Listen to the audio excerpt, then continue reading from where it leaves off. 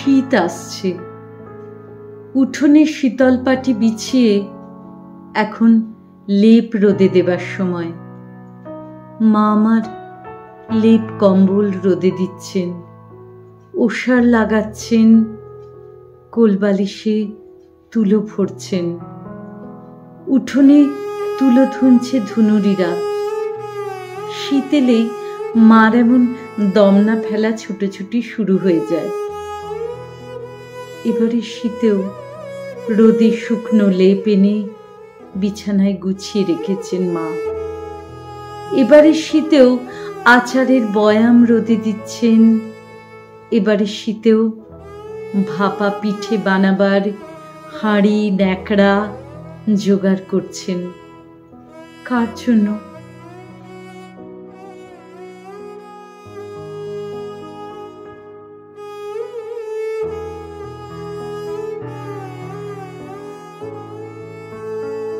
কে আছে বাড়িতে যে কিনা সারা শীত লেপের তলায় গুটি মেরে মনে মনে চমৎকার চাঁদের আলোয় অরণ্যে কাঠখড় কুড়িয়ে আগুন তাপায়?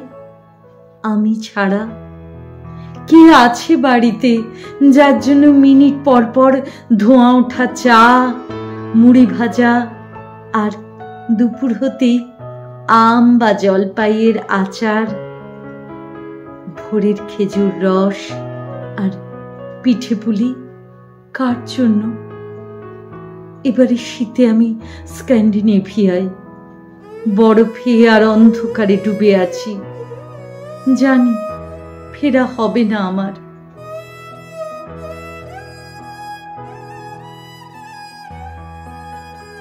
মাও তো জানেন ফেরা হবে না। রোদ পড়া উঠোন আর নকশি কাঁথায় ন্যাপথালিনের ঘ্রাণের ওপর পাশের বাড়ির বেড়াল এসে শোবে। এত জেনেও মা কেন রোদে দিচ্ছেন আমার কাঁথা, কাপড়, লেপ, কার্পাস তুলোর বালিশ? এত জেনেও মা কেন ডুকরে কেঁদে ওঠেন ফোনে?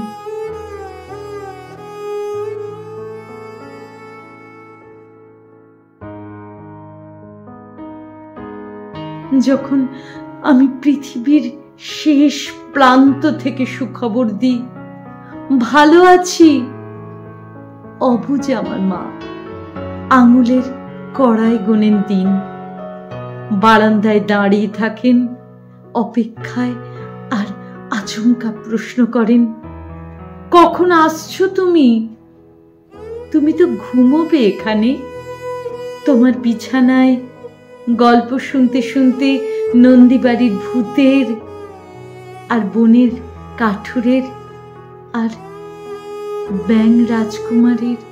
আর মাকে আগামী শীতেও আমার জন্য আবার রোদে দেবেন লেপ, তোশক, আচারের বয়াম।